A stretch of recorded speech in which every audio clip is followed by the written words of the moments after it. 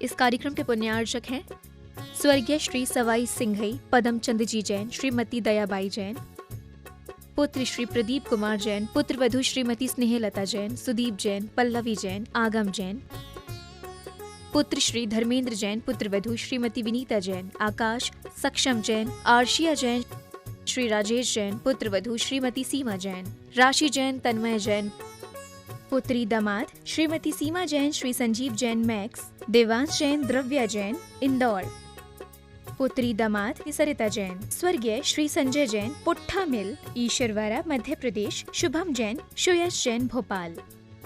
Firm Messrs Padamchand Shikharchand Jain, Begumganj, सागर मध्य प्रदेश, श्री सुधा सागर pulses Begumganj, सागर Madhya Pradesh, Shri Guruji traders Begumganj, सागर Madhya Pradesh, PS परिवार बेगमगंज, सागर मध्य प्रदेश।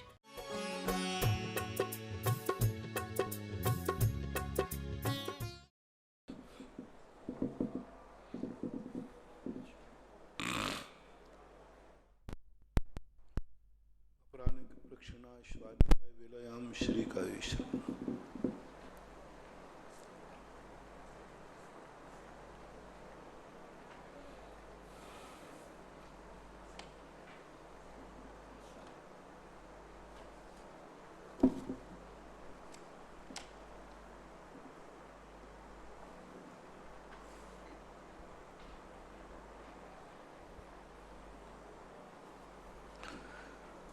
नमो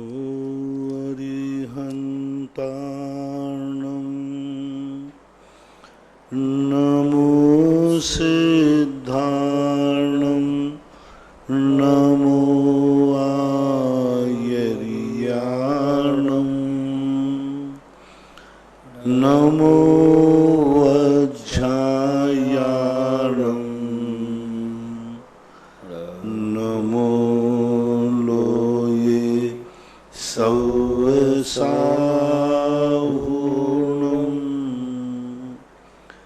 पंच परवेष्टि भगवान की जय हो। आचार्य श्री गुरुवर कुंद कुंद महाराज की जय हो। आचार्य श्री गुरुवर विद्यासागर महाराज की जय हो। परम पूज्य निर्यापक मुनि श्री 108 सुधा सागर जी महाराज की जय हो। बड़वानी से कुमारी सोनल जैन, इनकी जिज्ञासा है महाराज श्री के चरणों में त्रिवार नमोस्तु। महाराज श्री, हम लोग भक्तामर एक ही भाव स्तोत्र नमोकार मंत्र आदि का पाठ करते हैं, तभी एक गिलास में पानी भरकर रख लेते हैं, जिससे वह पानी मंत्रित हो जाता है। उस पानी को हम पीते हैं, तो क्या इसको करना चाहिए या नहीं, किसमें दोष तो नहीं है? कृपया समाधान। मैं इसको उचित नहीं मानता हूँ, क्योंकि अपने शास्त्रों में ऐसी कोई भी परंपरा डायरेक्ट इनडायरेक्ट रूप से कहीं भी किसी आगम में नहीं पाई गई, ना ही किसी शास्त्रों में इस प्रकार का उल्लेख पाया गया, चाहे वो नमोकार मंत्र हो, चाहे बीजाक्षर हो। अपने यहाँ तो इतना ही है कि उनके गुणानुवाद करने से, उनका ध्यान करने से हमारे अंदर ऐसी एनर्जी डेवलप हो जाती है। ये परंपरा बिल्कुल भी उचित नहीं है, ठीक नहीं है, क्योंकि हमारे यहाँ मात लगाने का उल्लेख किया, पीने का उल्लेख नहीं। इसलिए मैं तो इस संबंध में समर्थन नहीं कर पाऊंगा। बड़तला यादगार सहारनपुर से प्रभात कुमार जैन, इनकी जिज्ञासा है गुरुदेव के चरणों में त्रिवार नमोस्तु। महाराज श्री, कुछ लोगों का मत है कि श्री मंदिर जी में दर्शन हेतु जाते समय जो चावल आप घर से श्री मंदिर जी में चढ़ाने के लिए ले जाते हैं, उनमें से 2-3 दाने ही सही वापस घर लेकर आना चाहिए। फिर अगले दिन उन्हीं में से और चावल मिलाकर श्री मंदिर जी में ले जाना चाहिए, जबकि हमारे बुजुर्गों ने बताया हुआ है कि जो सामग्री आप लेके जाते हैं वे वापस नहीं लेनी आना चाहिए। ये कहाँ लिखा है कि 2-3 चावल वापस लाना चाहिए? ये कौन सी नई परंपरा चल गई? लाना और नहीं लाने की बात, लेकिन ऐसा कोई लाने की बात नहीं कि वापस लाना चाहिए। मंदिर से वापस लाने की जरूरत ही क्या है? वो शेषाक्षत अलग चीज होती है। ये 2 चावल लेकर के वो शेषाक्षत फिर वापस नहीं ले जाए जा सकते। वो तो शेषाक्षत का जो उल्लेख आया है, पूज्यवर रविशरण महाराज ने श्री पद्म पुराण के अंदर भगवान की पूजा करने के बाद शेषाक्षत ला करके और चक्रवर्ती ने सुदर्शन चक्र के ऊपर उनका क्षेपण किया। शेषाक्षतों का उल्लेख और भी अन्य स्थानों पर आता है। तो शेषाक्षतों पर मंगल के रूप में आप लोग लाए और फेंक दिए, उनको पुनः वापस ले जाने का सवाल ही नहीं। आपकी चढ़ी हुई द्रव्य में से वापस लाना और फिर कल ले जाना, ये रूढ़ी, ये परंपरा बिल्कुल भी उचित नहीं है, ऐसा नहीं करना चाहिए। दिल्ली से आयुष जनन की जिज्ञासा है, महाराज श्री के चरणों में त्रिवार नमोस्तु। महाराज श्री, मेरी जिज्ञासा है कि आजकल देखने में आता है कि आज की नव युवक पीढ़ी को अपने जैन धर्म से में ज़्यादा रुचि नहीं है, ना तो वे ज़्यादा धर्म का पालन करते हैं और ना ही जैन धर्म के रीति रिवाजों व इतिहासों के बारे में ज़्यादा जानकारी रखते हैं। महाराज जी, ऐसे में आने वाले दशकों में मुनियों की चर्या का पालन कैसे हो पाएगा व जैन धर्म की रक्षा कैसे हो पाएगी? महाराज जी, यह सोच कर मन विचलित होता है, कृपया जिज्ञासा समाधान। ऐसी बात नहीं है। आज अपना युवा वर्ग बहुत आगे आ रहा है। युवा वर्ग में तो आप युवा वर्ग को बदनाम न करें। सबसे बड़ी जिक्कतदारी है प्रौढ़ वर्ग की। प्रौढ़ वर्ग जो है वो धर्म से दूर भाग रहा है, धर्म से भ्रष्ट हो रहा है, धर्म को स्वीकार नहीं कर रहा है। युवा वर्ग तो बहुत कुछ अभी लगाव है, बहुत स्वीकार कर रहा है। और आज देखो साधु जितने बढ़ गए, ज़्यादातर साधु जवान बन रहे हैं कि वृद्ध बन रहे हैं, मूर्ख बन रहे हैं कि पढ़े लिखे बन रहे हैं। ज़्यादातर साधु पढ़े लिखे बन रहे हैं। देख लीजिए हमारे संघ में ज़्यादातर कम उम्र वाले बन रहे हैं, वृद्ध तो बनने की बहुत कम। पूरे भारत में मिलाया जाए तो वृद्धों की संख्या कम है। और ऐसी बात नहीं है, साधुओं के आसपास घूमने वाले जवान बच्चे ज़्यादा हैं, वृद्ध लोग कम हैं। अभी लॉकडाउन में देख लीजिए, यहाँ तपोदा क्षेत्र पर के वृद्ध लोग ज़्यादा हैं कि जवान छोरे ज़्यादा हैं। देख लीजिए लॉकडाउन के समय पर सारे बूढ़े बूढ़े जितने बूढ़े पौड़ लोग तो घर में बांध रहे, पुटरिया बांध के बैठे हैं, घर की चाबी को घर के। और जो जवान छोकरे हैं, जो युवा हैं, वे सब क्षेत्र पर रह रहे। देख लो यहाँ इतने पे जितने लोग हैं, यहाँ पर सबसे ज़्यादा 70% युवा वर्ग लोग हैं। हाँ वृद्ध हैं, मना थोड़ी कर रहा हूँ, जीरो नहीं कर रहा हूँ, पर ज़्यादातर ही है। बाकी सब वृद्ध घरों में बैठे, वो तो उनको तो इस प्रकार की ऐसी बात नहीं है। भरत चक्रवर्ती के स्वप्न में भी आया है, वो झूठा नहीं हो सकता कि पंचम काल में जवानों के हाथ में धर्म रहेगा, जवान लोग धर्म की बागडोर आए खींचेंगे। तो मेरी तो धारणा है प्रौढ़ वर्ग जो है वो भ्रष्ट हो रहा है, जवान वर्ग, किशोर वर्ग उतना भ्रष्ट नहीं हो रहा है, वो उनकी देखा देखी हो रहा है। चलो मैं एक बात को घोषणा करता हूं प्रश्न के बाद में, सारे बच्चों के बाप सुधर जाएं, उन बापों के बेटों को मैं सुधार दूंगा। जो बाप हैं वो सारे बेटों को मुझे दे दो, और उन जिन बेटों के जो बाप हैं वे सुधर जाएं, वे धर्म करें। सबसे ज्यादा भ्रष्टता बापों में आ रही है, बेटों में नहीं। धर्म से दूर भाग रहे हैं, और जो युवाओं को भी धर्म से दूर कर रहे हैं वो पिता लोग ही कर रहे हैं। पिता लोग नहीं चाहते हैं कि हमारा बेटा पाठशाला जावे, पिता नहीं चाहते हैं कि मेरा बेटा अभिषेक करे, पिता नहीं चाहते हैं कि मेरा बेटा महाराजों के छत्रमास में प्रवचन सुने, पिता नहीं चाहते हैं कि मेरा बेटा महाराजों के पास जावे, वो खुद नहीं चाहते।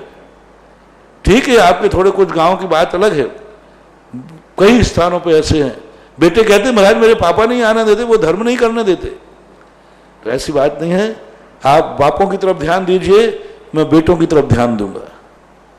दिल्ली से जिनेंद्र कुमार जनन की जिज्ञासा है, महाराज श्री के चरणों में त्रिवार नमोस्तु। महाराज श्री, मेरी जिज्ञासा है कि सनातन हिंदू धर्म में 4 वेदों का वर्णन आता है, जिनके बारे में कहा जाता है कि अनंत पुराने, लगभग 7000 वर्ष पुरानी रचना की गई है। वहीं हमारे जैन धर्म में जैन धर्म का अनंत वर्ष पूर्व प्राचीन का कहा जाता है, लेकिन हमारे धर्म में ऐसा कोई ग्रंथ देखने में नहीं मिलता जो लगभग इतने साल, लगभग 2000 वर्ष पुराना ये आचार्य दर्शन। कोई भी ग्रंथ आज तक 2000 वर्ष के पहले का कोई सिद्ध ही नहीं कर सकता। कोई 5000 7000 वर्ष करें तो मैं पूछता हूं कि 5-7 हजार वाले कौन सा सम्मत चलता था, कौन सा सम्मत चल रहा था 7000 पहले? 2000 वर्ष पहले ही लगभग 2500 मान लो, शक सम्मत के पहले 1-2 सम्मत और हैं, उनके पहले कौन सा सम्मत चल रहा था? महावीर के समय कौन सा सम्मत था? रामचंद्र जी के समय कौन सा सम्मत था? कृष्ण जी के समय कौन सा सम्मत था? किस आधार पर आप बोल रहे हैं कि 5000-7000 वर्ष पुराना है? बहुमत के आधार पर हम सारा जहां बहुमत हो जाता है कर लेते हैं, कोई प्रमाण किसी के पास नहीं है। 2-2500 वर्ष से ज्यादा किसी भी कार्य की सिद्धि करना मात्र एक बहुत बड़ा प्रश्न चिन्ह खड़ा करना है। 2-2.5 हजार वर्ष से पहले का कोई भी लिपिबद्ध ग्रंथ को सिद्ध करना, ये अपनी तरफ से कुछ भी करते जाएं, लेकिन कोई भी हमारे पास ठोस प्रमाण नहीं। पूरे विश्व के पास, अकेले यही नहीं करा, पूरे विश्व के पास भी कोई भी प्रमाण नहीं है कि हम 2,500 वर्ष से पहले भी कोई लिपि या कोई उसको समय 2,500 वर्ष पहले काल का कोई ग्रंथ, कोई श्लोक, कोई ऋचायम। हाँ, मौखिक जरूर थी, मेरे श्लोकों का विरोधी नहीं हूं, श्लोक थे, ग्रंथ थे, लेकिन सब मौखिक थे, लिपिबद्ध नहीं थे। 2,500 वर्ष पहले का लिपिबद्ध का कोई उल्लेख, कोई शिलालेख, कोई भी चीज दुनिया में आज नहीं है। सबसे प्राचीन शिलालेख जो अजमेर के मैगजीन में रखा है, बीन निर्माण 25 का, उससे प्राचीन कोई शिलालेख नहीं। हाँ, अब ये जो पुरातत्व वाले अब कोई सिद्ध करते हैं, ये सब ऐसे जांच मशीनें हैं, इन जांच मशीनों का कोई भरोसा नहीं है। लेकिन 2,500 वर्ष पहले का किसी भी व्यक्ति के पास कोई लिपिबद्ध हस्ताक्षर नहीं है, कोई लिपिबद्ध ग्रंथ नहीं है, कोई शास्त्र नहीं है। ये सब सिद्धि करने वाले अपने अपने ग्रंथ को सब पुराना कहते हैं, अपनी अपनी बातों कहते तो ये कहे जा रहे हैं, लेकिन कोई ठोस प्रमाण है तो बताएं। 2,500 वर्ष पहले का कोई सम्मत बता देंगे, उस समय सम्मत क्या था, उस समय कौन से सम्मत से काम चलाते थे, है ही नहीं लिपिबद्ध, तो बताएंगे क्या। हाँ, जो ज्ञान जरूर होता था, द्रवसुद्ध का ज्ञान होता था, लेकिन शिष्य को कंठस्थ कंठस्थ। आपने अभी देखा होगा महाभारत रामायण आप दिख रहे हैं, और उसमें आप लोग देखना, मैंने तो बहुत गहन पढ़ा है उनको ग्रंथों को बहुत वर्षों पहले। गुरु ने कहीं भी कोई शिलालेख किताब से पढ़ते हुए दिखाया, कोई स्लेट पर लिखते हुए दिखाया। रामचंद्र जी भी आदि को सब पढ़ा रहे हैं, वशिष्ठ जी, लेकिन वहां पर कोई लिखा पढ़ी कर रहा है कि गुरु जी पढ़ा रहे हैं तो वो सारे शिष्य बैठ के लिख रहे हो है? पेड़ के कोई लिखा रहे। पांडव आदि को, कौरव आदि को पढ़ाया गुरुओं ने, साधुओं ने। क्या पांडव आदि कौरव आदि कुछ लिख रहे हैं, कुछ नोट बना रहे हैं, या गुरु जी किसी किताब में से पढ़ा रहे हैं? अभी आपके सामने रामायण महाभारत बहुत लेटेस्ट आपको जो दिखाया जा रहा है, इसमें देखिए कहीं भी एक भी स्थान पर कोई भी शिक्षा पद्धति लिखते हुए नहीं बताई गई। राजकार्यों में कहीं भी कोई भी लिखा नहीं बताया गया। मात्र पत्राचार जाते थे, उनका जरूर उल्लेख मिलता है कि पत्र बांधते थे, तो वो तो है, लेकिन कोई पढ़ाई का ग्रंथ कोई लिखा हुआ हो ना, तो हमें जैन आगम में भी कोई ऐसी वर्णन मिला, ना किसी दूसरे का मैं मानने को तैयार हूं। सब जो कुछ भी है, सब भगवान महावीर स्वामी के कई वर्षों बाद, भद्रबाहु स्वामी के बाद ही सारी दुनिया में लिखा पढ़ी शुरू हुई, शास्त्र लिखना शुरू हुआ। जब से विस्मरणशीलता बढ़ी, तब से लिखा पढ़ी चालू हुई। भद्रबाहु स्वामी के समय इतनी विस्मरणशीलता नहीं थी। गुरु पूरे द्वादशांग पढ़ा देता था,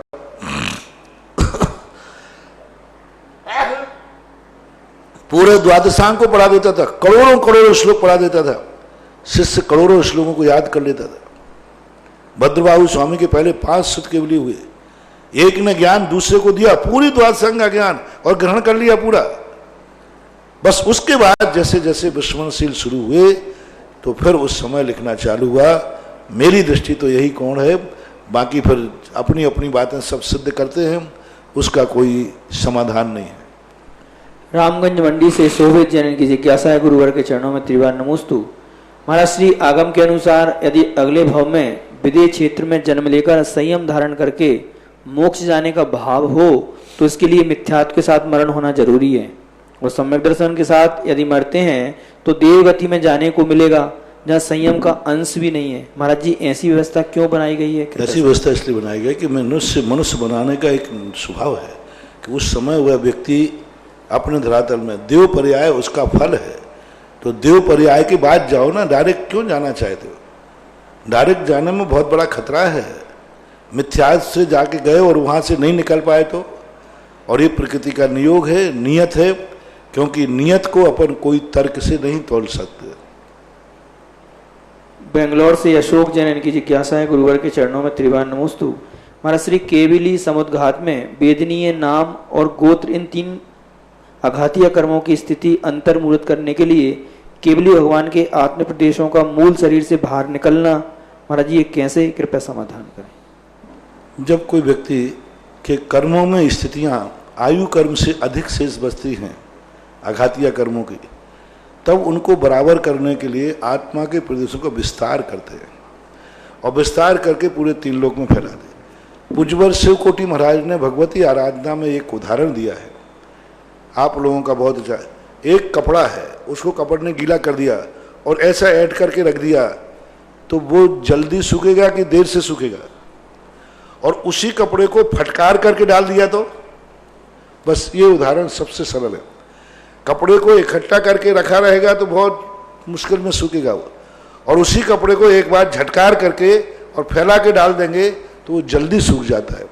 इसी प्रक्रिया को लेकर के जो आत्मा के प्रदेशों का पूरे 3 लोक में विस्तार हो जाने से उन कर्मों की स्थिति उदीर्णा आदि होकर के और वे आयु कर्म के बराबर हो जाते हैं।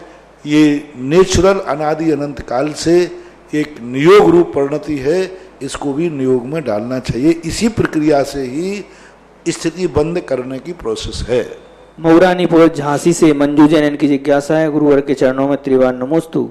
महाराज श्री पूज्य आचार्य मानतुंग महाराज ने भक्तांबर के ज्यादा से ज्यादा श्लोक में अपने को अल्प बुद्धि बताया है। महाराज जी मेरी जिज्ञासा है कि इतने बड़े आचार्य और अपने आप को इतना अल्प ज्ञानी कह रहे हैं, तो हमें तो थोड़ा सा ज्ञान होने पर अहम का भाव हो जाता है, तो मानतुंग आचार्य से हमें क्या शिक्षा लेनी चाहिए? कृपया समाधान। जब भी हमें किसी से महाशक्ति लेना है, जब किसी से हमें लेना है तो हमें लघु बनना ही पड़ेगा। लघु बने बिना हम कभी भी बन ही नहीं सकते। और ये नीति है, विनयम ददात विद्या, विनय से विद्या आती है और विद्या से विनय आती है। जब तक विनय नहीं होगी, कभी भी बड़ों के सामने जाओ, अपने आप को अकिंचित कर मानो, मैं कुछ भी नहीं हूं। यदि थोड़ा भी अहंकार आ गया कि मैं भी तो कोई हूं, अभी 2 दिन पहले मैंने प्रश्न किया था, यदि तुम्हारे पिताजी के सामने तुम्हारे मन में भाव आ गया अब मैं कोई छोटा नहीं, मैं भी तो कोई हूं, पापा ने कुछ कहा, पापा अब मैं छोटा नहीं हूं, मेरी भी कोई अहिमत है, समझ लेना, उसमें बेटापना खत्म हो गया। पिता का आशीर्वाद उस दिन के बाद उसको फलेगा ही नहीं।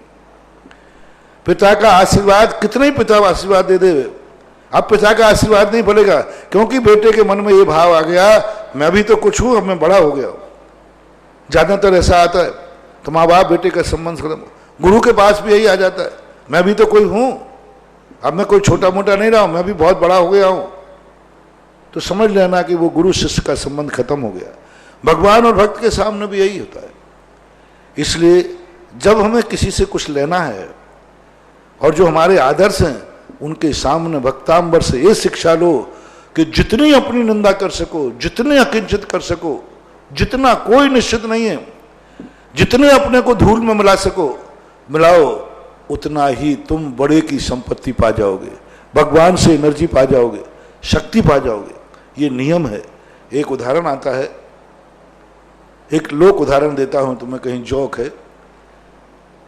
एक मटके में पानी था और मटके में पानी आया तो वो लोटा आया, लोटा भर करके चला गया।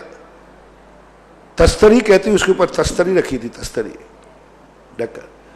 वो कहती है कि हे लोटा, तू बार बार आता है और पानी भर के ले जाता है, मैं जिंदगी भर इस मटके के ऊपर बैठी, मुझे 1 रुपया, 1 बूंद पानी नहीं मिला, मैं प्यासी की प्यासी हूं। तो लोटा कहता, बहन जी तुम सदा सिर पे बैठी हो, तुम सदा सिर पे बैठे हो, और सिर पर जो बैठता है अहंकार का चल रहता है, वो मटके में जिंदगी भर भी बना रहे तो मटके से 1 बूंद मिलने वाला, और मैं मटके में जाते ही झुक जाता हूं, मैं टेढ़ा हो जाता हूं, अपने आप को झुका देता हूं, और जो झुकेगा वो पानी से भर जाएगा, और जो अहंकार बन के बैठा रहेगा वो ढक्कन बन के तो बैठा रहेगा, लेकिन उसको पानी मिलने वाला नहीं है। भक्तांबर से बहुत बड़ी शिक्षा मिलती है मानव। हम सबसे दुनिया से कुछ चाहते हैं, लेकिन अहंकार को नहीं भूलना चाहते। जैसे वो बात आती ना, लक्ष्मण रावण से शिक्षा चाहता है लेकिन झुकना नहीं चाहता। नहीं, मैं कोई कम थोड़ी हूं, मैं क्यों झुकूं, तो रामचंद्र ने कहा नहीं, यदि ज्ञान चाहिए है तो चरणों के पास जाके खड़े हो, ज्ञान चाहिए है तो हाथ जोड़ के बात करो, ज्ञान चाहिए तो बयान करो। तो ये जो कथा, जो अपने उदाहरण आते हैं, भक्ति का यही स्वरूप है। आज पंचम काल में भक्ति का अतिशय कम क्यों होता जा रहा है धीरे धीरे? क्योंकि हमारे पास से विनय कम होती जा रही। हम बहुत अपने अहंकार को भर करके जाते हैं, मैं भी कोई चीज हूं, मैं कोई कम थोड़ी हूं।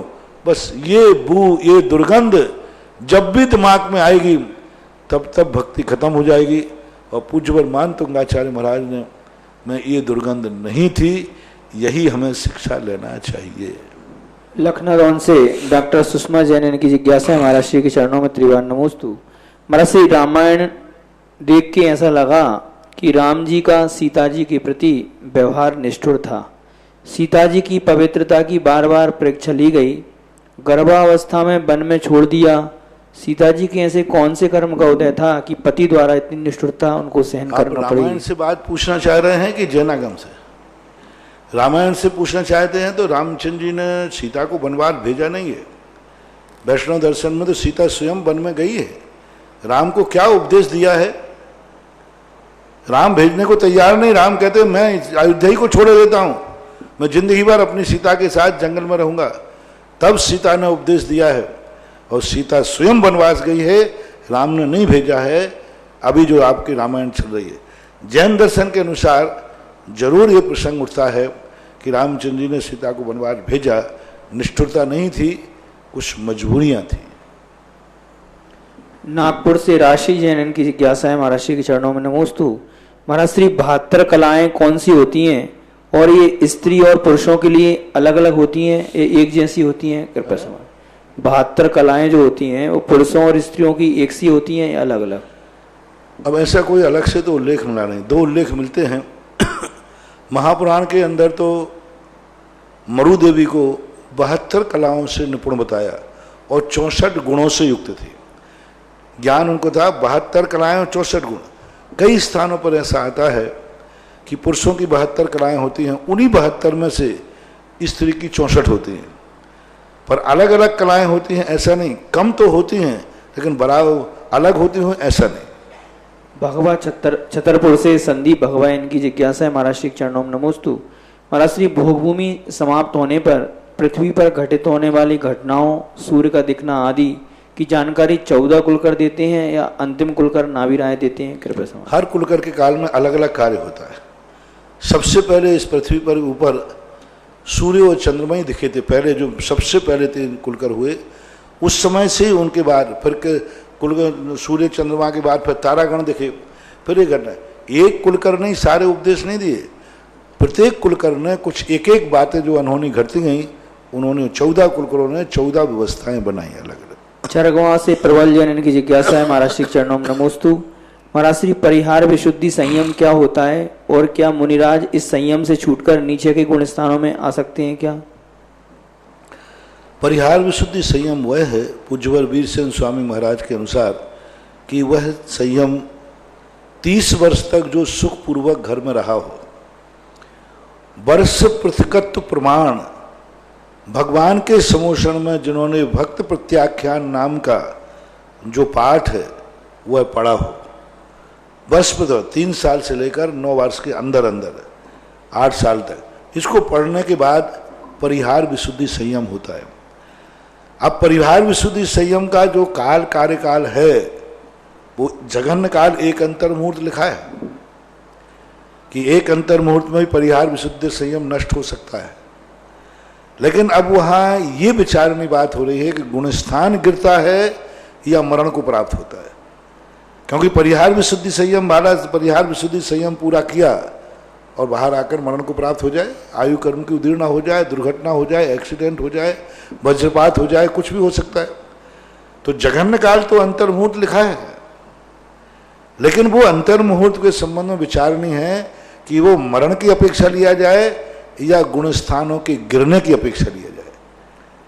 तो गुणस्थान के गिरने की अपेक्षा अभी इस विषय के संबंध में विचारनी प्रसंग है, किस अपेक्षा से, क्योंकि बात अंतर मुहूर्त की जब जाती है तो दोनों बातों पर विचार करना चाहिए, विचारनी प्रसंग है। कोटा से सुमन जैन इनकी जिज्ञासा है, गुरुवर के चरणों में नमोस्तु। महाराज श्री, किस पुण्य के उदय से अकलंक स्वामी जी को एक बार पढ़ने में याद हो जाता था? कृपया समाधान। ज्ञानावरणी कर्म का क्षय उपशम था। हालांकि इस कथा में कोई ऐतिहासिक ठोस प्रमाण हमें देखने में नहीं मिला। कोई इतिहास अकलंक स्वामी के समय किसी आचार्य ने नहीं लिखा।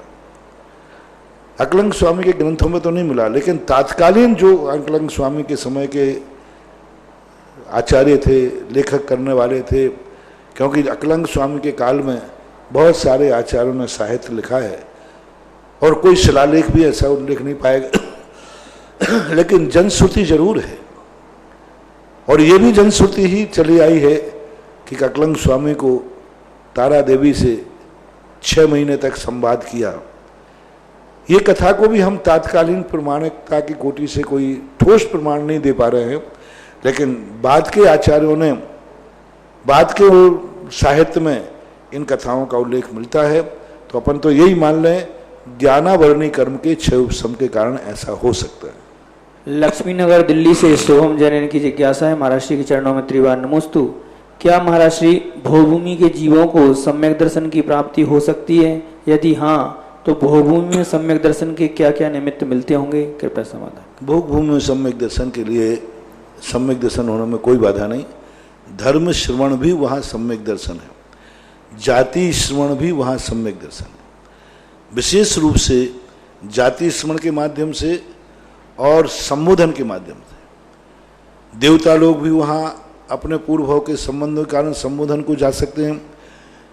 पूज्यवर जिनसेन स्वामी के अनुसार महापुराण में एक मुनिराज का भी वहाँ जाना बताया है कि मुनिराज ने भी भोग भूमि में जाकर के जीव को संबोधन दिया। तो इस प्रकार से धर्म स्मरण, जाति स्मरण विशेष रूप से वहाँ के निमित्त हैं। मुजफ्फरनगर से तृप्ति जैन इनकी जिज्ञासा है, महाराज श्री के चरणों में नमोस्तु। महाराज श्री, मेरी जिज्ञासा है कि भगवान के समावसरण में पूर्वधर, शिक्षक, अवधि ज्ञानी, विपुलमति, विक्रियाधारी, वादी, प्रतिवादी मुनि होते हैं। ये कौन होते हैं महाराज जी? इन मुनियों के आगे लगने वाले इन शब्दों का अर्थ क्या होता है? क्या ये सब तीसरे और चौथे काल में ही होते हैं? कृपया समाधान। हाँ, ये उसी समय काल के हैं कि इतने अंक के पाठी हैं, इतने ये हैं।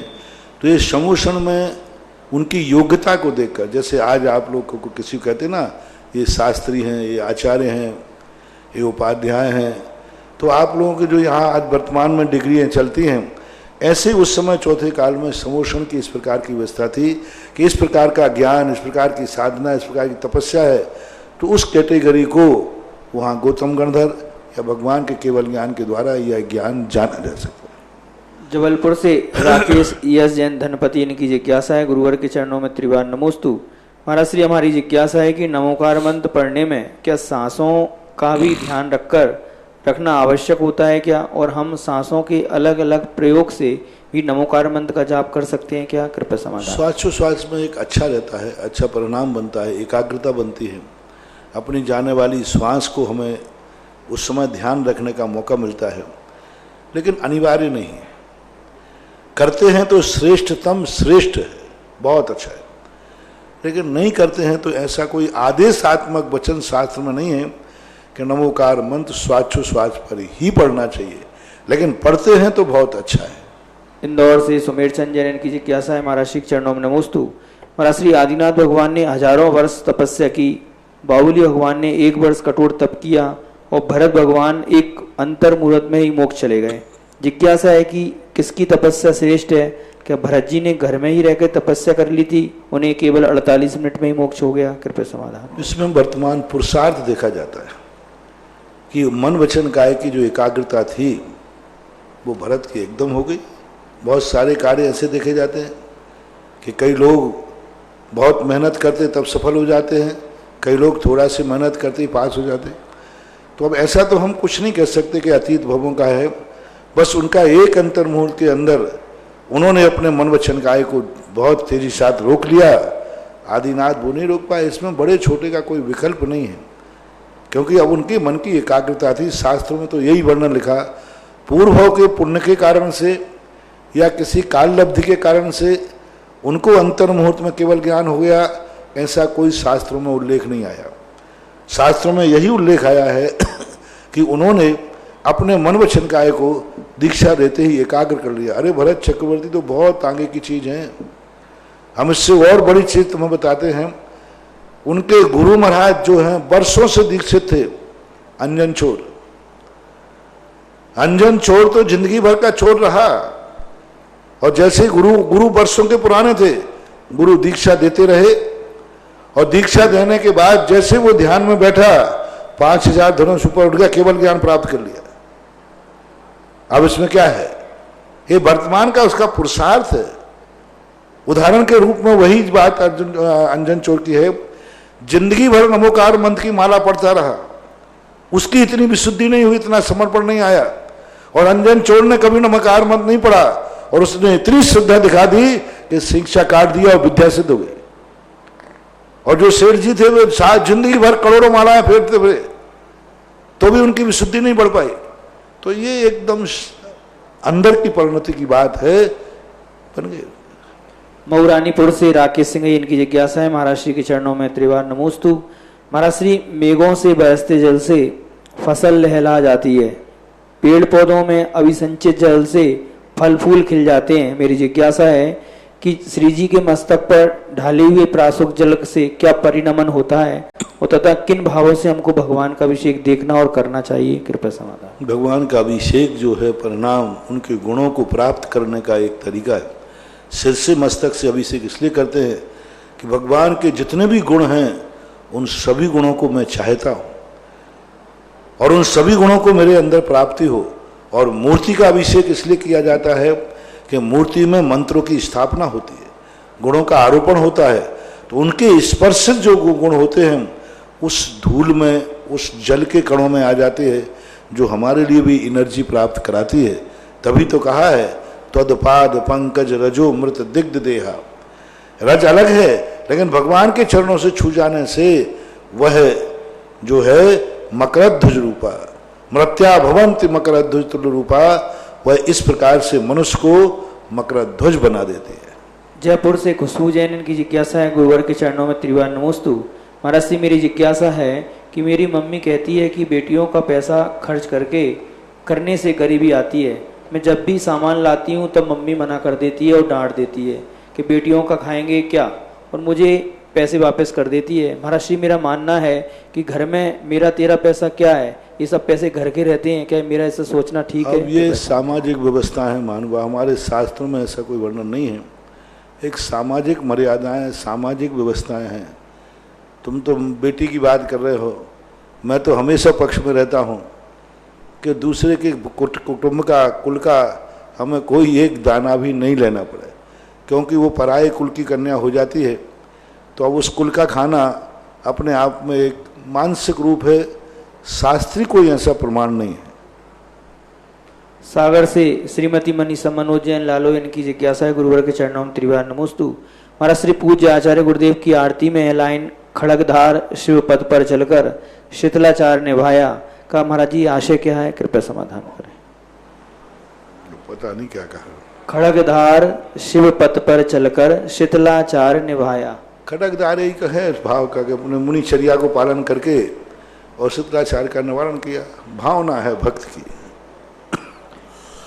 एटा उत्तर प्रदेश से श्रीमती स्वाति जैन की जिज्ञासा है, महाराज श्री चरणों में कोटि से नमोस्तु।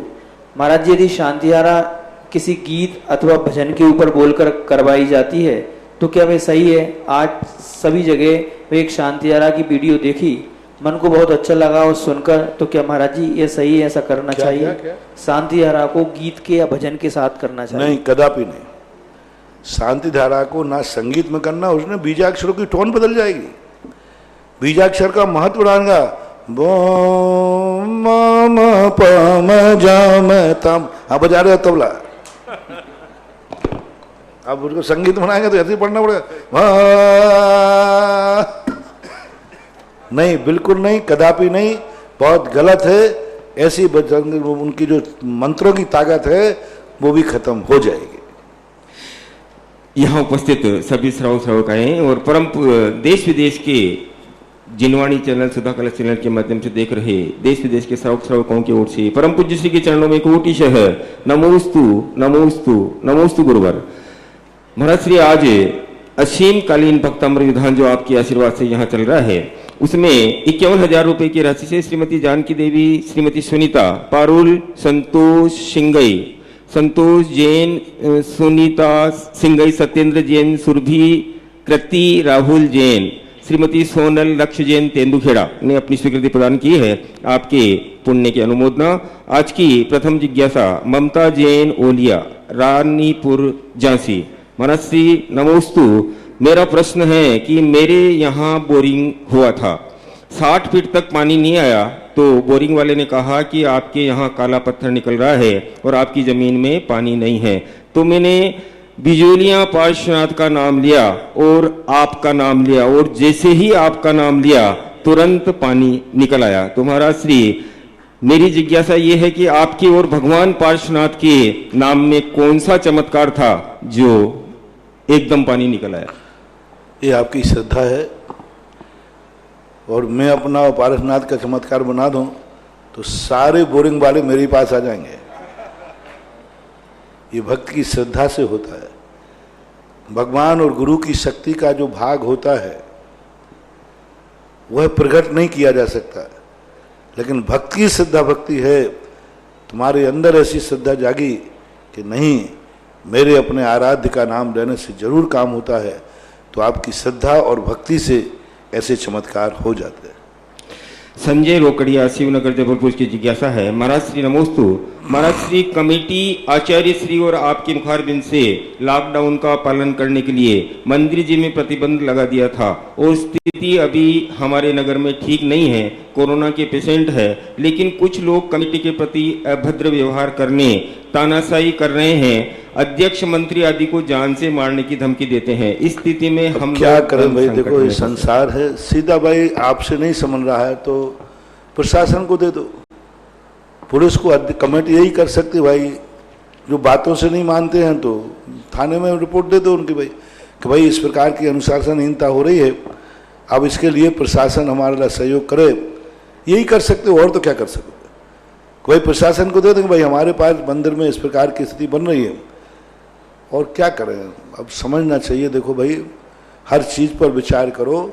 तानाशाही करने से कोई पुण्य नहीं लूट लोगे, और इस प्रकार के झगड़े करके तुम मंदिर चले भी जाओगे तो कोई भंडार नहीं भरने वाला है, बल्कि जो भंडार तुमने भरा है वो और नष्ट हो जाएगा।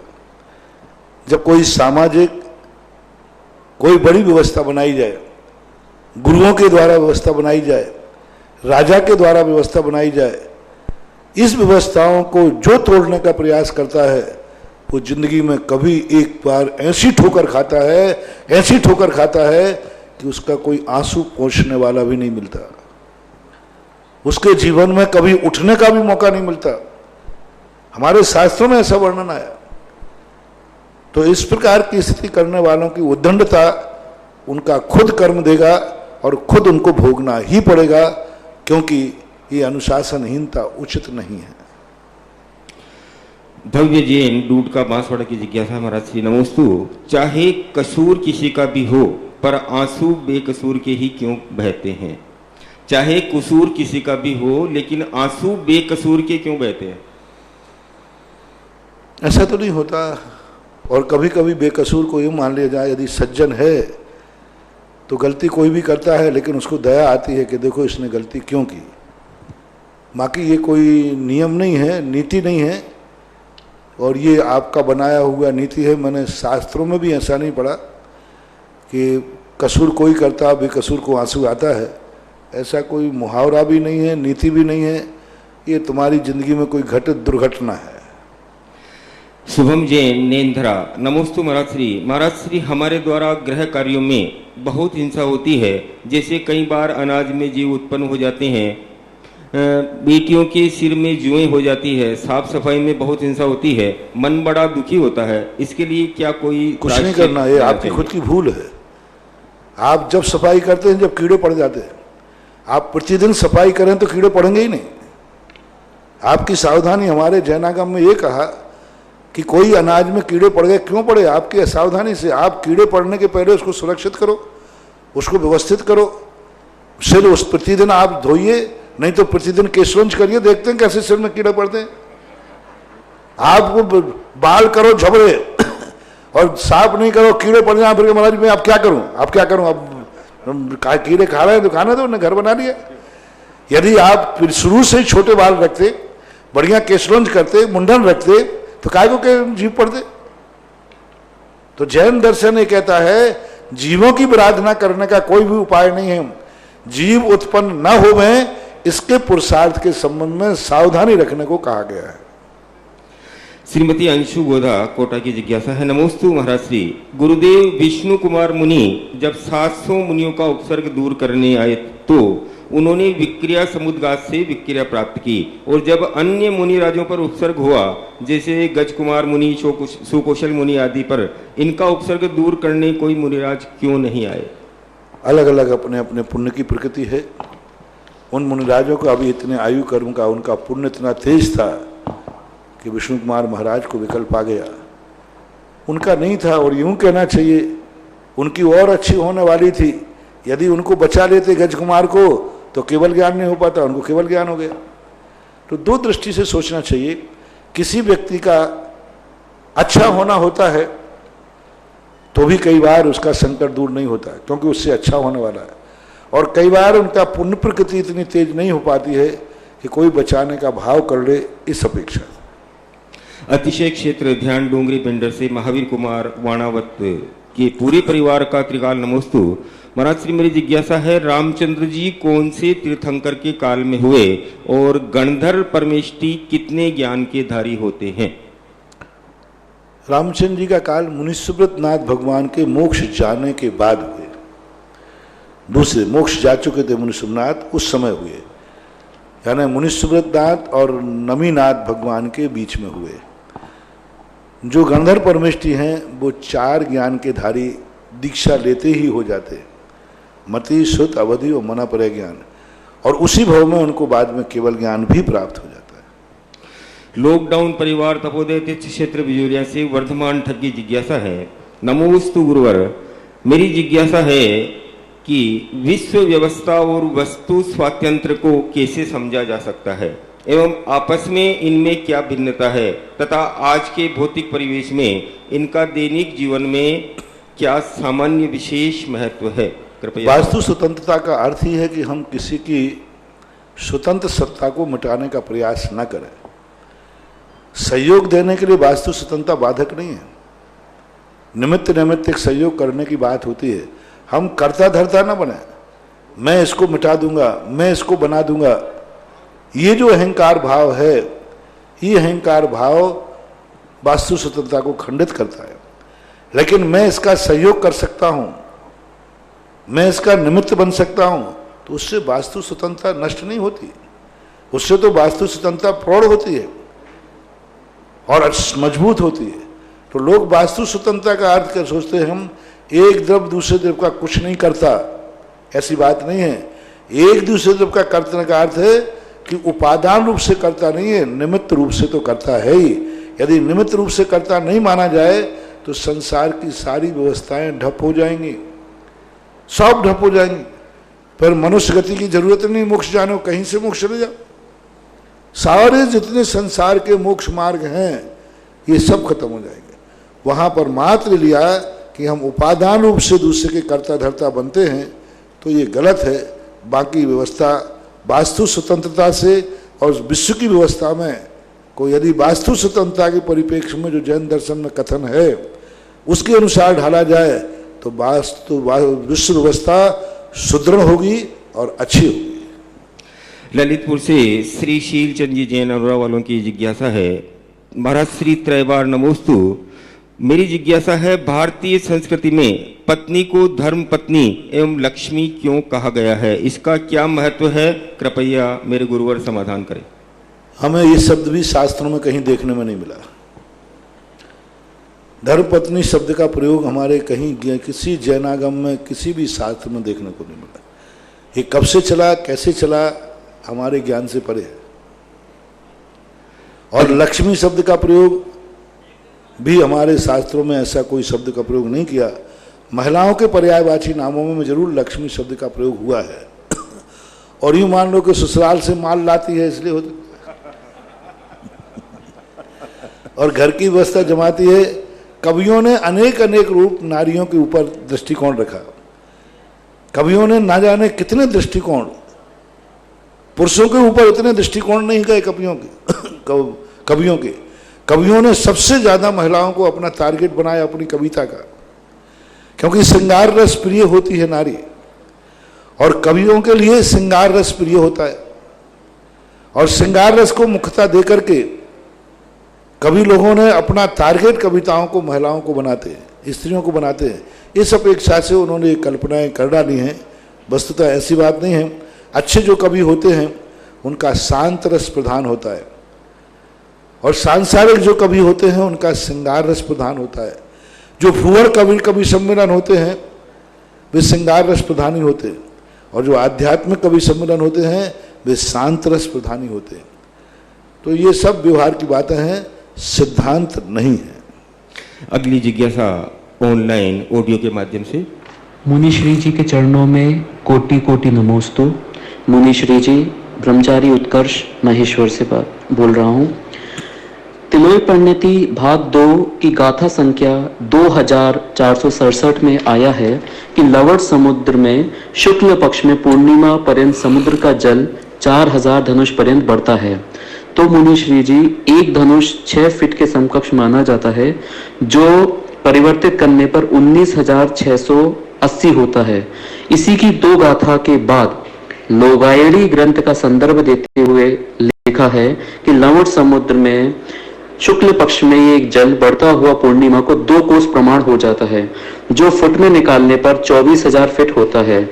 तो मुनिश्री जी, इसमें लोगायणी ग्रंथ का जो संदर्भ दे रखा है, यह ग्रंथ कहीं सुनने और देखने में आया नहीं है।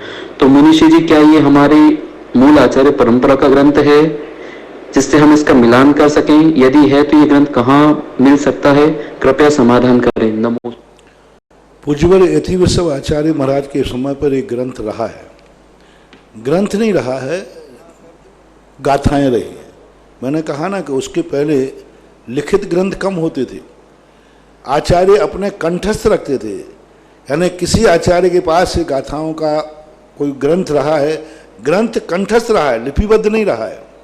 इसलिए वो कंठस्थ ग्रंथ को पूज्यवर आचार्य महाराज ने, जैसे पूज्यवर आचार्य को गुणधराचार्य की कुछ गाथाएं, 100 कुछ गाथाएं परंपरा से उनको प्राप्त थी। गाथाएं थी, परंपरा से याद थी, उन्हीं को लेकर के महाराज ने फिर चूर्ण सूत्र कसाय पहाड़ आदि ग्रंथ लिखे। तो इससे लगता है कि वो जो ग्रंथ हैं वो किसी आचार्य के पास कंठस्थ रहा है, उनका मत रहा है इस अपेक्षा से, और ग्रंथ भी रहा हो तो आज लोक को प्राप्त हो गया। क्योंकि जैन आगम की बीच बीच में बहुत होलियां जलाई गई हैं, तो नष्ट मूल परंपरा का ग्रंथ है, आगम प्रकृत ग्रंथ है। कुछ मतभेद हो सकते हैं, ये भौगोलिक मतभेद से हम उस जैन दर्शन से अलग नहीं कर सकते। अगली जिज्ञासा ऑडियो के माध्यम से। मेरे गुरुवर के ऐसे श्री चरणों में कोटि कोटि वा नमोस्तु। ये चरण जहाँ जहाँ जाते हैं वहाँ वहाँ अति क्षेत्र बन जाते हैं। गुरुदेव, इसी श्रृंखला के अंदर अजमेर कोटा मेन हाईवे के ऊपर आपके श्री चरणों के आशीर्वाद से गुणोदय तीर्थ क्षेत्र का निर्माण हो रहा है। गुरुदेव, भव्य पाषाण और भव्य पाषाण से मूल नायक और 24 का निर्माण आपके आशीर्वाद से चल रहा है।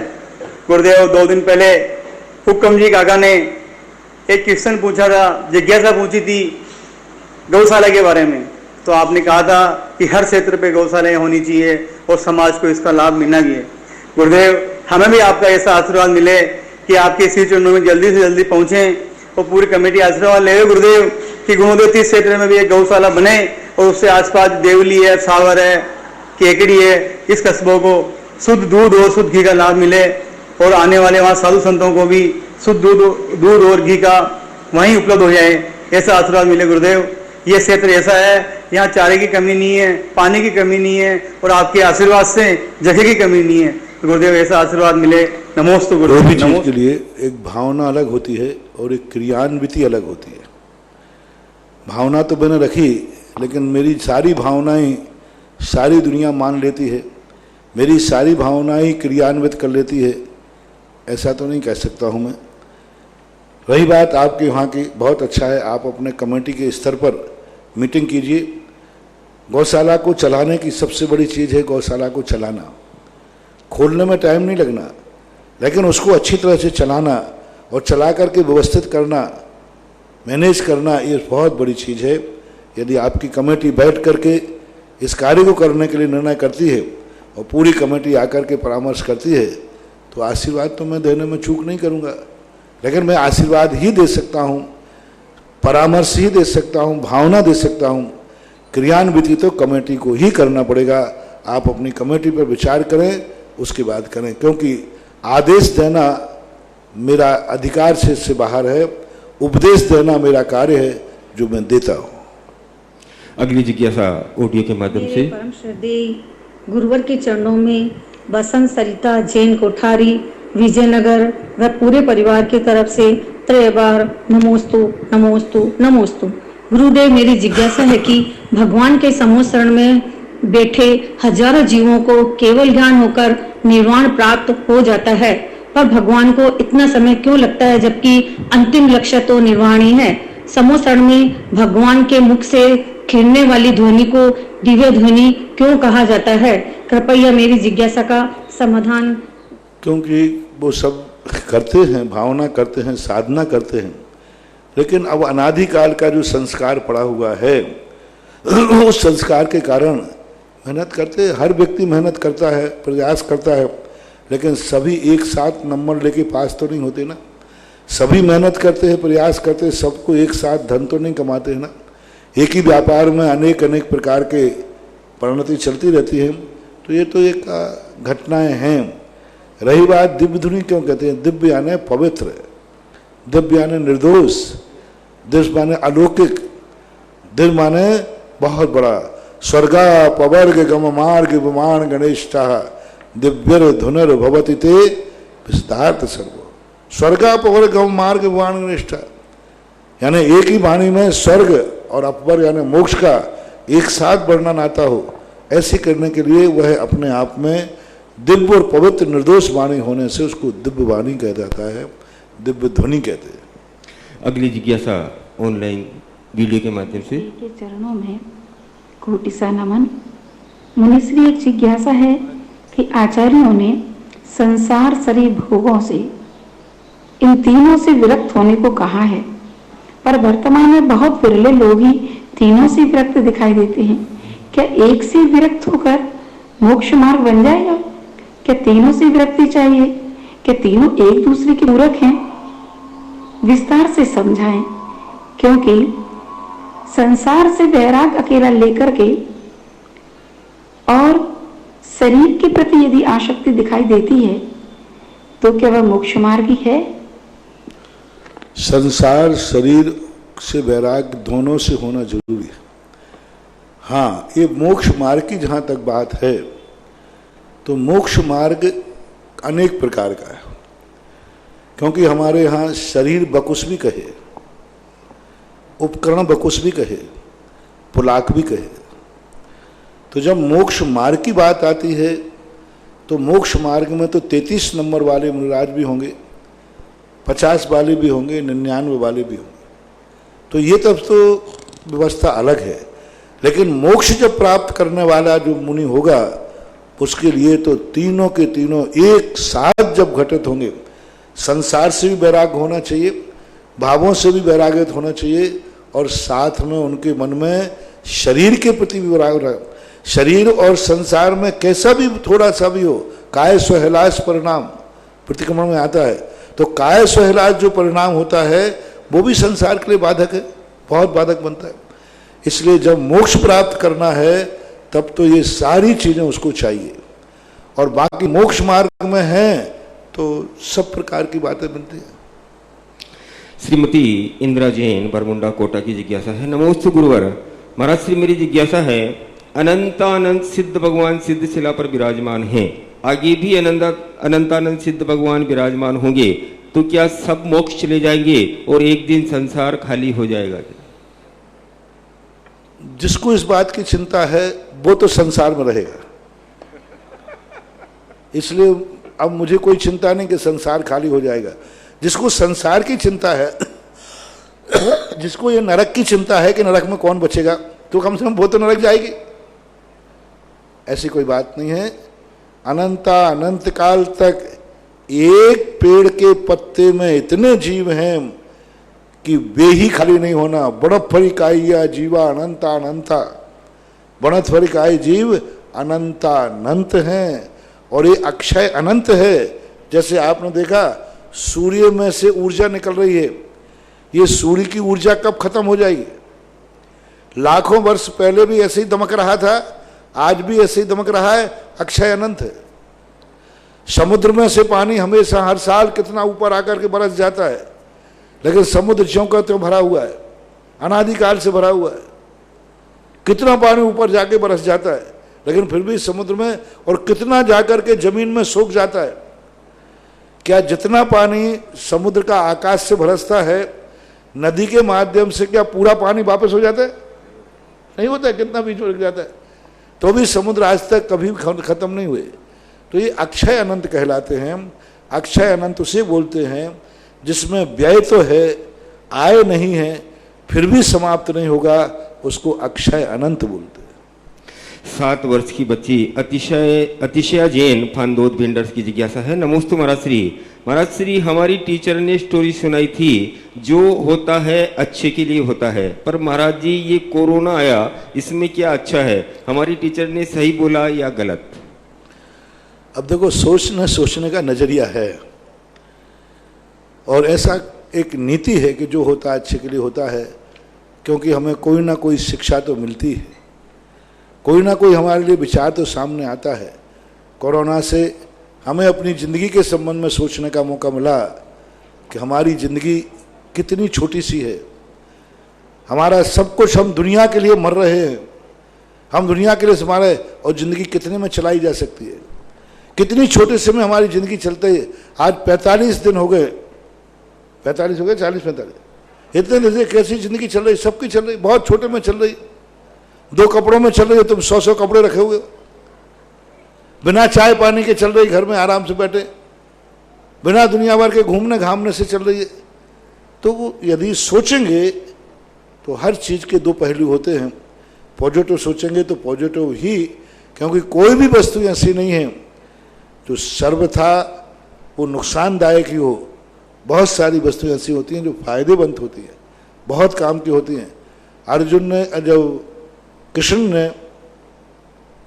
ने जब कहा, भीम ने कहा कि मुझे खांड पर देकर अन्याय किया जा रहा है, तो श्री कृष्ण बोलते हैं कि नहीं, तुम्हारा इससे यश फैलेगा, सारी दुनिया में ख्याति होगी, सारा भारत तुम्हारे साथ होगा, क्योंकि तुम्हें कर्म भूमि दी जा रही। क्या बात कही, कितना बड़ा जबरदस्त प्रसंग है। पांडव कह रहे हैं कि मुझे खांड पर दिया जा रहा है, मुझे अन्याय किया जा रहा है, और कृष्ण जी बोलते हैं नहीं, तुम्हें कर्म भूमि दी जा रही है। और कर्म भूमि जो होती है वह शाश्वत होती है, कर्म भूमि होती है वह निजी होती है। आज देख लीजिए, खांडप्रस्थ वही है जो आज दिल्ली है। दिल्ली पहले खांडप्रस्थ था, फिर इंद्रप्रस्थ बना, आज भी है।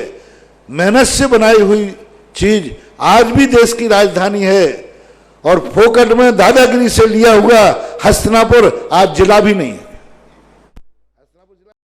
भारतवासी सहित पूरी दुनिया के लोगों के लिए विश्व मंगल भावनाओं के साथ, विश्व शांति की भावना के साथ इस समय जो महामारी वायरस चल रहा है, उसकी शांति हेतु हम अपने पूर्व में किए गए समस्त प्रकार के अपराधों की शुद्धि के लिए, आत्मचिंतन के लिए और आत्म जागरण के लिए, समस्त पापों के प्रक्षालन के लिए प्रतिक्रमण करते हैं।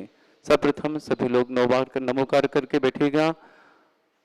समता सर्वभूतेषु संयमा शुभ भावना आर्त रौद्र परित्याग प्रतिक्रमण मतम। सब जीवों पर साम्य भाव धारण करके शुभ भावना पूर्वक संयम पालते हुए आर्त रौद्र का त्याग प्रतिक्रमण कहलाता है।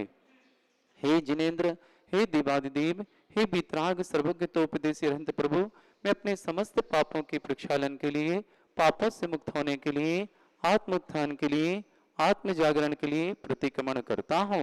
भगवान, मैं पापी, दुरात्मा, जड़ बुद्धि, मायावी, लोभी और रागदेश से मलिन चित्त वाले मैंने जो दुष्कर्म किए हैं, उसे ही तीन लोक के अधिपति हे जिनेन्द्र देव, निरंतर समीचीन मार्ग पर चलने की इच्छा करने वाला, आज आपके पादमूल में निंदा पूर्वक उसका त्याग करता हूँ।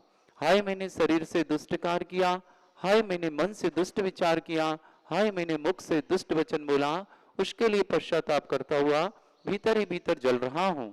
निंदा और गहरा से होकर द्रव्य, क्षेत्र, काल और भावपूर्वक किए गए समस्त अपराधों की शुद्धि के लिए मैं मन वचन काय से प्रतिक्रमण करता हूँ। समस्त संसारी जीवों की सर्व योनियां 84 लाख और सर्व संसारी जीवों के सर्व कुल 199 लाख करोड़ होते हैं। इनमें स्थित जीवों की विराधना की हो, इनके प्रति होने वाले राग देश से जो भी पाप लगा हो, तस्य इच्छामि दुक्खड़म।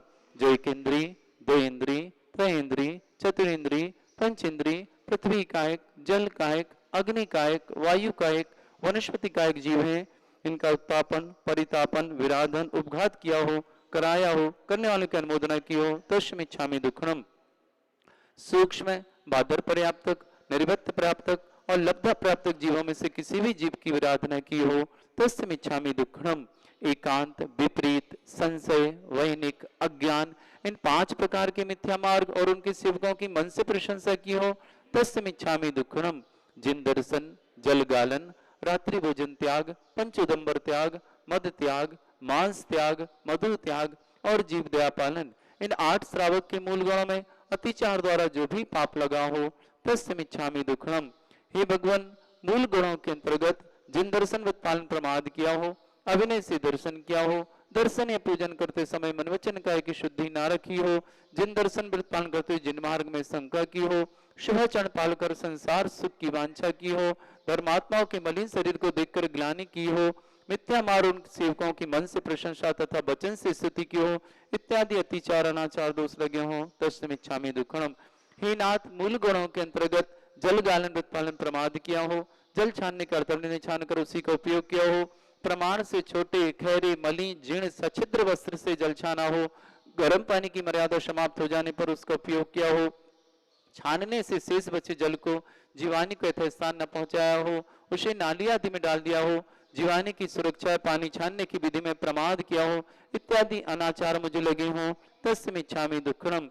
हे देवादिदेव, मूल गुणों के अंतर्गत रात्रि भोजन त्याग व्रत में रात्रि के बने भोजन का सूर्योदय से 48 मिनट के भीतर या सूर्यास्त के 1 मुहूर्त पूर्व तथा औषधि के मित्र रात्रि को रसफल आदि का सेवन किया हो, कराया हो, करने वाले की अनुमोदना की हो, इत्यादि अतिचार अनाचार दोष लगे हो, तस्य इच्छामि दुक्खड़म। हे करुणा के सागर, मूल गुणों के अंतर्गत पंच उदंबर फल त्याग व्रत में सूखे अथवा औषधि उदंबर फलों का, सर्व साधारण वनस्पति का, अदरक, मूली, आलू, अनंत कायिक वनस्पति का, प्रस जीवों के आश्रयभूत वनस्पति का, बिना फाड़ किए सेम फली आदि में अनजाने फलों का स्वयं सेवन किया हो, कराया हो, करने वाले की अनुमोदना की हो, इत्यादि अतिचार अनाचार दोष लगे हो, तस्य इच्छामि दुक्खड़म। हे दया के सागर, मूल गुणों के अंतर्गत मधु त्याग व्रत में मर्यादा के बाहर का अचार, मुरब्बा आदि सर्व प्रकार के संधानों का, 2 दिन व 2 रात्रि व्यतीत हुए दही, छाछ, कांजी आदि असरों, भांग, नागफेन, धतूरा, पुस्तका, छिलका, चरस, गांजा, शराब आदि नशीले पदार्थों का स्वयं सेवन किया हो, कराया हो, करने वालों की अनुमोदना की, इत्यादि अतिचार अनाचार जन दोष लगे हो, तस्य इच्छामि दुक्खड़म। हे करुणा के सागर, मूल गुणों के अंतर्गत मांस त्याग व्रत में चमड़े के बेल्ट, पर्स, जूता, चप्पल, घड़ी के पट्टा आदि स्पर्श हो गया हो, चमड़े से आच्छादित अथवा स्पर्शित हिंग, घी, तेल आदि का, अशोधित भोजन का, जिसमें 30 जीवों का संदेश भोजन का, बिना छना अथवा विधि पूर्वक दोहरे छन्ने से नहीं छाना गया, घी, दूध, तेल, जल आदि का, षडे गुणे अनाज आदि का, शोधन विधि से अनविज्ञ सधर्मी या शोधन विधि से अपरिचित विधर्मी के हाथ तैयार भोजन का, बादशाह भोजन का, रात्रि भोजन का, चलित रस पदार्थों का, बिना दो फाड़ की काजू, पुरानी मूंगफली, सेमफली, भिंडी आदि का, अमर्यादित दूध, दही, छाछ आदि पदार्थों का स्वयं सेवन किया हो, कराया हो, करने वालों की अनुमोदना की हो, इत्यादि अतिचार अनाचार दोष लगे हो, तस्य इच्छामि दुक्खड़म। हे परम पिता परमात्मा, मूल गुणों के अंतर्गत मधु त्याग व्रत में औषधि निगमित मधु का, फूलों के रसों का, गुलकंद आदि का स्वयं सेवन किया हो, कराया हो, कन्या की अनुमोदना की हो, इत्यादि अतिचार अनाचार दोष लगे हो, तस्य इच्छामि दुक्खड़म। हे नित्यरंजन देव, मूल गुणों के अंतर्गत जीव दया व्रत पालन में प्रमाद किया हो, अज्ञान रखा हो, उपेक्षा की हो, बिना प्रयोजन जीवों को सताया हो, अंगो पांग छेदे हो, अनुमोदना की इत्यादि अत्याचार अनाचार जन दोष लगे हो, तस्मिच्छामि दुक्खड़म। नौवार नमोकार। जुआ, मांस, मदिरा, शिकार, विषयगमन, चोरी, परिश्रम, सप्तवसन सेवन में जो भी पाप लगा हो, तस्मिच्छामि दुक्खड़म। देव दर्शन, पूजन, साधु उपासन, वैयावृत्ति, स्वाध्याय, संयम पालन, इच्छाएं सीमित करना और अर्जित संपत्ति का सदुपयोग यानी दान देना, इन 6 आवश्यक पालन में अतिचार पूर्वक जो भी दोष लगे हों, तस्मिच्छामि दुक्खड़म।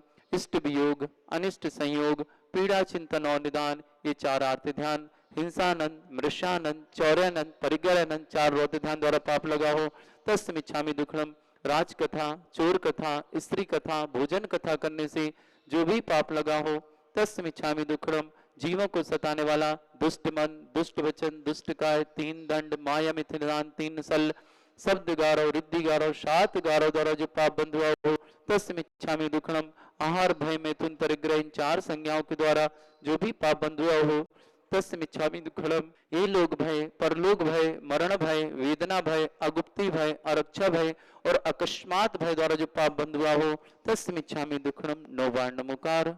स्थूल हिंसा प्रतिवृत्त पालन करते हुए जीवों को मारा हो, बांधा हो, अंगोपांग छेदे हो, अधिक बोझ लादा हो, अन्नपान का निरोध किया हो, इत्यादि अनेक दोष कृत कार्य तन्मोदना से किए हो, तस्मिच्छामि दुक्खड़म। स्थूल असत्य प्रतिवृत्त पालन करते हुए मिथ्योपदेश देने में, एकांत में कही हुई किसी की बात को प्रकट कर देने से, झूठा लेख लिखने से, किसी भी इंगित चेष्टा से अभिप्राय समझकर किसी का भेद प्रकट कर देने से जो दोष मन वचन का कृत कार्य तन्मोदना से लग गया हो, तस्मिच्छामि दुक्खड़म। स्थूल चौर्य वृत्त पालन करते, चोर द्वारा चुराए हो, द्रव्यग्रहण किए हो, राज्य के विरुद्ध कार्य किए हो, धरोहर हरण के भाव के तोलने के बांट कमती या बढ़ते रखे हो, अधिक कीमती वस्तु में अल्प कीमती वस्तु मिलाकर बेची हो, मनोवचन कार्य करता तन्मोदना से, चोरी का प्रयोग बतलाने से जो भी दोष लगा हो, तस्मिच्छामि दुक्खड़म। स्थूल अब्रह्म वृत्त पालन करते, व्यभिचारिणी स्त्री के साथ आने जाने लेन देन को रखा हो, कुमारी, विधवा एवं सधवा आदि अप्रहित स्त्री के साथ आने जाने लेन देन को रखा हो, काम सेवन के अंगों को छोड़ दूसरे अंगों से कुछ चेष्टाएं की हो, काम के तीव्र वेग से विवस्त विचार बने हो, मन वचन काय करता तन्मोदना से अन्य के पुत्र पुत्रियों का विवाह के इस प्रकार जो भी दोष लगे हो, तस्मिच्छामि दुक्खड़म। स्थूल परिग्रह प्रमाण वृत्त में मन वचन काय करता तन्मोदना से जमीन और मकान आदि के प्रमाण का उल्लंघन किया हो, गाय बैल आदि धन, अनाज आदि दान, दासी दास, चांदी सोना, वस्त्र बर्तन आदि के प्रमाण का उल्लंघन किया हो, तज्जन जो भी दोष लगे हो, तस्मिच्छामि दुक्खड़म। नौवार नमोकार। दिग्व्रत, देशव्रत, अनर्थ दंड व्रत, ये 3 गुण व्रत, भोग परिमाण व्रत, परिभोग परिमाण व्रत, अतिथि संविभाग व्रत, समाधि मरण व्रत, ये 4 शिक्षा रूप 12 व्रतों में जो भी दोष लगे हो, तस्मिच्छामि दुक्खड़म। 5 इंद्रिय और मन को वश न करने से जो पाप लगा हो, तस्मिच्छामि दुक्खड़म। मोह के वशीभूत होकर अनेक प्रकार के उत्तमोत्तम वस्त्र, स्त्रियों को आकर्षित करने वाला शरीर का श्रृंगार किया हो, राग के दुर्योग से युक्त हंसी में अशिष्ट वचनों का प्रयोग किया हो, परस्पर प्रीति से रहने वालों के बीच में देश के तर्जन जो भी दोष लगा हो, तस्मिच्छामि दुक्खड़म। तप और स्वाध्यायसीन असंबद्ध प्राप्त करने में, अन्यथा पढ़ने पढ़ाने, अन्यथा ग्रहण करने सुनने से जो भी दोष लगा हो, तस्मिच्छामि दुक्खड़म। मुनि, आर्यिका, श्रावक श्राविका की किसी भी प्रकार से निंदा की हो, कराई हो, सुनी हो, सुनाई हो, इससे जो भी पाप लगा हो, तस्मिच्छामि दुक्खड़म। साधु व सधर्मियों से कटु वचन बोला हो, आहार दान देने में प्रमाद करने से जो भी दोष लगा हो, तस्मिच्छामि दुक्खड़म। देव सास गुरु के अभिनय एवं असाधना से जो भी पाप लगा हो, तस्मिच्छामि दुक्खड़म। पाश्चात्य वेशभूषा का उपयोग कर टीवी, मोबाइल आदि के उपयोग के माध्यम से सील में जो भी दोष लग रहे हो, पाप लगे हो, तस्मिच्छामि दुक्खड़म। उच्च कुलों को गहित कुल बनाने में, कृत कार्य तन्मोदना से सहयोग देने में पाप लगा हो, तस्मिच्छामि दुक्खड़म। चलने फिरने, शरीर को हिलाने, उठने बैठने, छींकने खांसने, सोने जमाई लेने, मार्ग चलते चलाने, देखे अनदेखे, जाने अनजाने में और जो भी दोष लगा हो, तस्मिच्छामि दुक्खड़म। किसी भी जीव को मैंने दबा दिया हो, कुचल दिया हो, घुमा दिया हो, भयभीत कर दिया हो, त्रास दिया हो, वेदना पहुंचाई हो, छेदन वेदन कर दिया हो, अथवा अन्य किसी भी प्रकार से कष्ट पहुंचाया हो, तस्मिच्छामि दुक्खड़म। जाने अनजाने में और जो भी दोष लगा हो, तस्मिच्छामि दुक्खड़म। हा दुट्टकम, हा दुट्ट चिंत्यम, भाष्यम च दुट्टम, अंत अंतोडज्जमि पश्चत्ता बीड़वेयंतो। हाय हाय मैंने दुष्ट कर्म किए, दुष्ट कर्मों का वार वार चिंतन किया, दुष्ट मर्म भेदक वचन कहे, इस प्रकार मन वचन काय की दुष्टता से मैंने अत्यंत कुत्सित कर्म किए, उन कर्मों का भगवान मुझे अत्यंत पश्चाताप है। हे प्रभु, मेरा किसी के साथ भी राग नहीं है, द्वेष नहीं है, वैर नहीं है, क्रोध मान माया लोभ नहीं है, अपितु सर्व जीवों प्रति उत्तम क्षमा के भाव है। हे भगवान, मुझे जब तक मोक्ष पद की प्राप्ति न हो तब तक भाव में मुझे शास्त्रों की पठन पाठन का अभ्यास, जिनेन्द्र पूजा, निरंतर श्रेष्ठ पुरुषों की संगति, सचरित संपन्न पुरुषों के गुणों की चर्चा, दूसरों के दोष कहने में मौन, सभी प्राणियों के प्रति हितकारी एवं वचन एवं आत्म कल्याण की भावना, इस सब वस्तु में भगवान मुझे प्राप्त होती रही। हे जिनेन्द्र देव, मुझे जब तक मोक्ष पद की प्राप्ति न हो तब तक आपके चरण मेरे हृदय में और भगवान मेरा हृदय आपके चरणों में लीन रहे। हे भगवान, मेरे दुखों का क्षय हो, कर्मों का नाश हो, रत्नत्रय की प्राप्ति हो, शुभ गति हो, सम्यक दर्शन की प्राप्ति हो, समाधि मरण हो और श्री जिनेन्द्र गुणों की प्राप्ति हो, ऐसी मेरी भावना है, ऐसी मेरी कामना है, ऐसी प्रभु से मेरी याचना है। पंच परमेष्ठी भगवान की जय, देवादिदेव श्री मुनीश्वरनाथ भगवान की जय, परम पूज आचार्य भगवंत गुरुवर श्री विद्यासागर जी महामंडराज की जय, परम पूज मुनि पुंगव 108 श्री सुधा सागर जी महाराज की जय। यह प्रतिक्रमण परम पूज मुनि श्री सुधा सागर जी महाराज के जो शिविर लगता है प्रतिवर्ष पर्यूषण पर्व में, उस शिविर में हम समस्त शिविरारियों को यही प्रतिक्रमण कराया जाता है।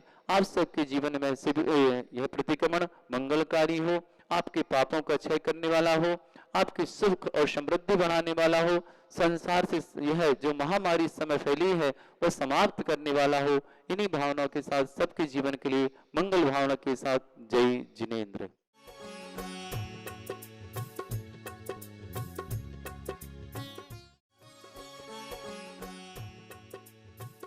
इस कार्यक्रम के पुण्यार्चक थे स्वर्गीय श्री सवाई सिंघई पदम चंद जी जैन, श्रीमती दयाबाई जैन, पुत्र श्री प्रदीप कुमार जैन, पुत्र वधू श्रीमती स्नेहलता जैन, सुदीप जैन, पल्लवी जैन, आगम जैन, पुत्र श्री धर्मेंद्र जैन, पुत्र वधू श्रीमती विनीता जैन, आकाश, सक्षम जैन, आर्शिया जैन, श्री राजेश जैन, पुत्र वधू श्रीमती सीमा जैन, राशि जैन, तन्मय जैन, पुत्री दामाद श्रीमती सीमा जैन, श्री संजीव जैन मैक्स, देवांश जैन, द्रव्या जैन, इंदौर, पुत्री दामाद सरिता जैन, स्वर्गीय श्री संजय जैन, पुट्ठा मिल, ईश्वरवाड़ा, मध्य प्रदेश, शुभम जैन, सुयश जैन, भोपाल। फर्म मैसर्स पदम चंद शिखर चंद जैन, बेगमगंज, सागर, मध्य प्रदेश। श्री सुधा सागर पल्सेस, बेगमगंज, सागर, मध्य प्रदेश। श्री गुरुजी ट्रेडर्स, बेगमगंज, सागर, मध्य प्रदेश। PS परिवार, बेगमगंज, सागर, मध्य प्रदेश।